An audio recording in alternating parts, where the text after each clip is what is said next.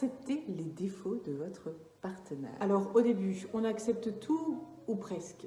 Mais de là à accepter tous les défauts, il y a une marge. Alors, jusqu'à arriver un moment où finalement, ça se gâte. Et ça va devenir une problématique dans votre relation de couple. Ce que vous allez voir en fait aujourd'hui dans cette vidéo, ce sont des points que vous allez pouvoir mettre en place et qui vont vous permettre d'accepter cette différence. Et c'est le premier point. Le premier point, c'est d'accepter ce défaut, vraiment, cette différence que l'autre a de vous, ou visiblement ce que vous en percevez. Et oui, en premier lieu, je vais vous inviter vraiment à accepter le défaut, à accepter cette différence qu'il ou elle a. Il ou elle est différent de vous.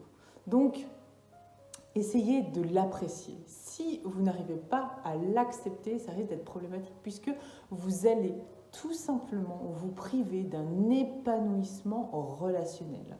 C'est aussi simple que ça. Vous allez focaliser sur ce défaut, sur cette différence et vous ne verrez plus que ça. Et ça va augmenter, ça va monter crescendo et ça va ne faire qu'empirer. Donc, première chose, l'acceptation. Dans un deuxième temps, je vais vous inviter à arrêter de critiquer. Eh oui, vous êtes parfait, vous? Je pense pas. Personne ne l'est. Ni votre conjoint, ni vous-même.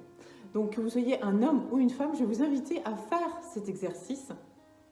Et vous allez pouvoir voir quelque chose qui va peut-être vous amener à une prise de conscience, qui sait, et puis à me faire votre retour par mail ou en commentaire de cette vidéo. Je vais vous inviter à faire un exercice tout simple.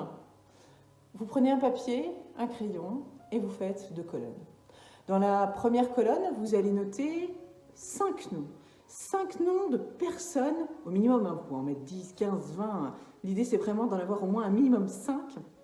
D'en retenir 5 personnes que vous n'aimez pas. Des personnes que... qui vous sortent des yeux, on va dire. D'accord? De là, juste en face des noms, dans la deuxième colonne, vous allez noter à côté le pire défaut de ces personnes. Le défaut qui vous gêne le plus. Cette différence qui fait que vous n'aimez pas cette personne. Et ensuite, je vais vous inviter à analyser le résultat. À voir ce qu'il en ressort. Et une fois ce résultat fait, avez-vous pris conscience de quelque chose? Si c'est le cas, écrivez-moi. Vous n'êtes pas obligé, mais je vous invite vraiment à le faire. J'aurai plaisir à vous faire mon retour. Enfin, troisième point. C'est pas le tout de critiquer. Sur le troisième point, en fait, je vais vous inviter à vous poser la question. Mais vraiment, la question. C'est pas vous poser 50 questions et des questions qui servent à rien comme pourquoi est-il comme ça? Pourquoi fait-elle ainsi?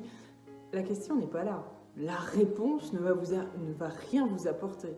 En revanche, si vous posez les bonnes questions, et la bonne question, eh bien vous aurez une bonne réponse. En tous les cas, une meilleure réponse que celle que vous êtes posée jusqu'à maintenant et qui vous tracasse et que vous répétez en boucle.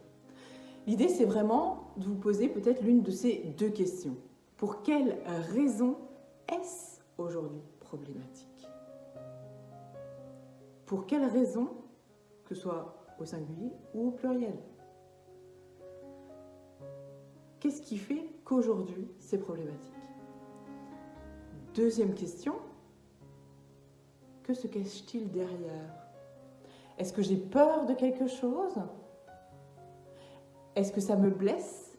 Et qu'est-ce qui me blesse exactement dans ce défaut ou dans cette différence que je perçois chez l'autre?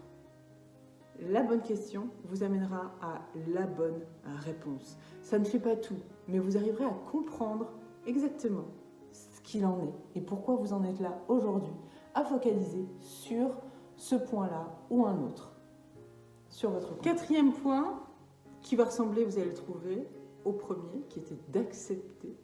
D'accord? Là, je vais vous inviter à aimer ce défaut, cette différence. Et pour quelle raison?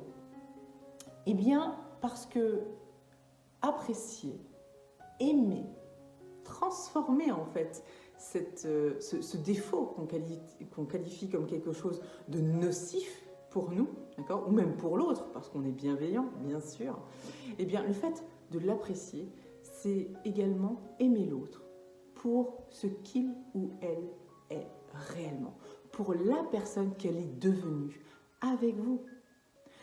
Que ça fasse quelques mois ou quelques années. Bien souvent, quand les défauts arrivent, quand on arrive à les percevoir, cette différence, eh bien, ces différences-là arrivent au moment où le véritable amour arrive, c'est-à-dire au bout de 2 ans.